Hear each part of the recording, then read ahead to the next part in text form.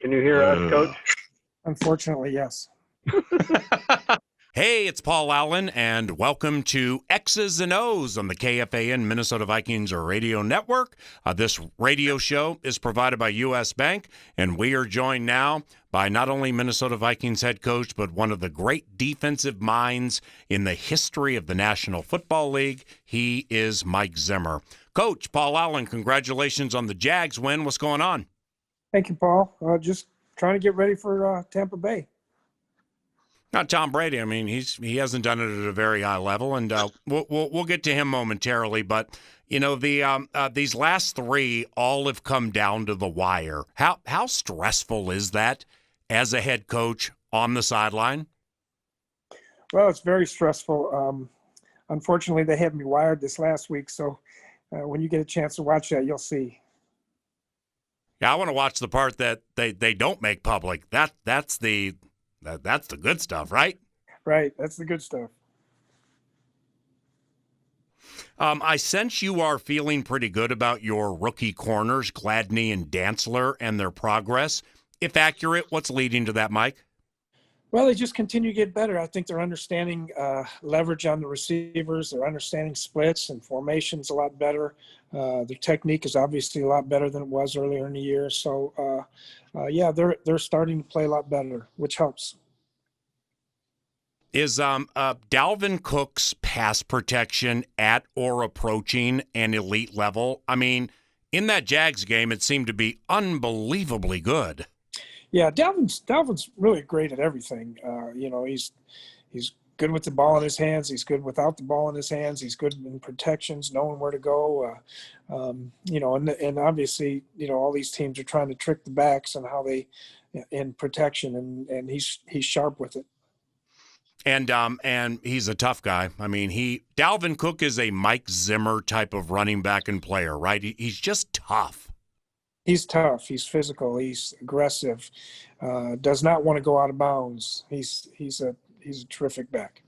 Off that Jags game, is Dan Bailey going to be okay? Any concerns moving forward? I don't think so, Paul. He's had a great year.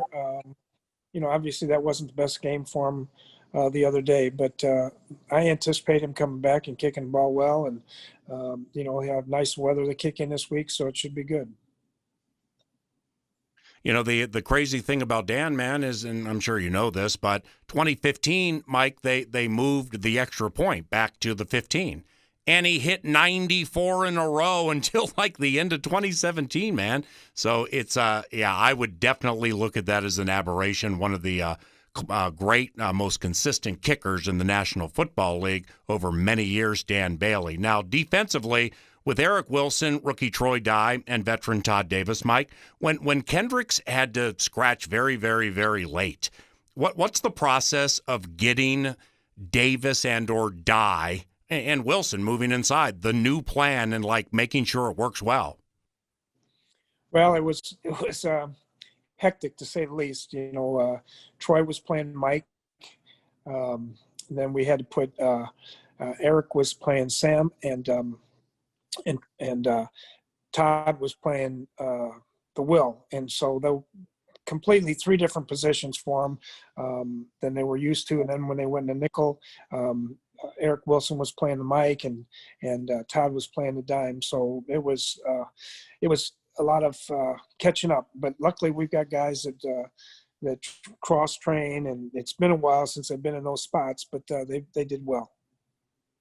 This, in my opinion, this might be Riley Reiff's best season in his National Football League career. Seriously, man. I mean, what do you really appreciate about Riley? His toughness. He's a tough guy. Doesn't say a lot. When he does, he means it. He comes out to practice every day, prepares. He loves to compete. He's just a guy that's going to give you everything he's got every single Sunday. And he doesn't talk to the media. Does that make you envious? Very. I don't think he's ever heard live time for two more. I mean, that's going to hurt your sleep this evening. That's possible. Mike Zimmer, X's and O's, courtesy of U.S. Bank. The Buccaneers this weekend. Tom Brady with these Bucs. What's Brady look like with the Bucs and the Arians offense? Well, there's a lot of similarities. Quite honestly, Paul, he's still great with the play actions. He's still got a terrific arm. They throw the ball vertically a little bit more, maybe. They're a little bit more opened up formations maybe than he was in New England, but there's awful lot of similarities. Yards per attempt, 6.9. Is most of his stuff short, reliant on yards after catch? Well, not necessarily. They do a lot of things where they've got 5 wide receivers in the game at one time, and those typically are shorter routes. But there's a whole lot of times that he's trying to get the ball down the field, the play actions, the over routes to Gronkowski, things of that nature. And so, I think it's just part of the combination of all the things that they've been doing. Receivers Mike Evans and Chris Godwin, how do they play, and what makes them difficult? Well, Evans is a big, strong, physical guy with great speed, catches the ball really well. Godwin's is a guy he's tough. He does a lot of the dirty work. He'll sit in there and very Larry Fitzgerald-esque, the way he plays. Has great speed, catches the ball well. They've got really, tremendous players at every position on their whole football team, really. Why is there, or what has led, Mike, to their run defense being number 1 in the NFL, 74 yards per game? Well, they got some big guys up front, and they come off the ball. Barrett is a guy that's going to attack the line of scrimmage. Sue, he's going to go and attack the line of scrimmage. But they're going to have 10, 11 guys up there all the time. They're very, very aggressive in their blitz. Their blitzes, the zero blitzes, the looks that they give you, they're going to give you a lot of different looks. And they have a rookie at safety, Antoine Winfield Jr., former Gopher. Is he playing a big or a fair part in that rush defense too?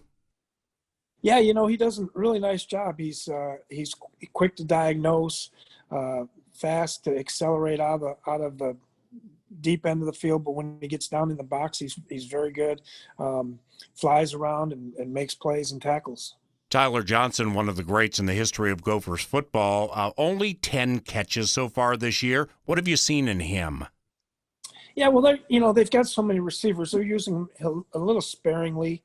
They've added Antonio Brown now, so they're trying to get him in the mix. They're playing with a lot of tight ends. And so, and then with Godwin and Evans, there's not as many reps for some of these other receivers. Time for 2 more. Now, Mr. Zimmer, Buccaneers defensive coordinator Todd Bowles, coached DBs when you were defensive coordinator for the Cowboys. What do you remember about Todd? Well, Todd's number one. He's a great person, very, very smart, very articulate. Does a great job with the players. As you can tell from their defense now, he's a very aggressive guy. Was a good football player in the National Football League, and he's a terrific coach. Lastly, with Harrison Smith, what, if anything, has changed with his game this season, especially given your corners are so young? Well, he's had to be a little bit more varied in everything that we're doing, just because of the fact of, having to change things with some of the corners and that. But, he's starting to get back in the mix again as far as, we've got the corners by themselves a little bit more so he can get down by the line of scrimmage. But he's a tough, competitive guy. Loves to get involved with everything. He's had a lot of big hits over the middle and big plays. The 3rd and 1 he knocked down the other day was a big play. Obviously the interception was a big play for us. So he's still the same guy that way. Good tackler, good blitzer, really a good all-around player. Hey, Coach, good luck against the Buccaneers. Hopefully you win 3 in a row, and we'll talk soon, okay? Okay, Paul. Thank you.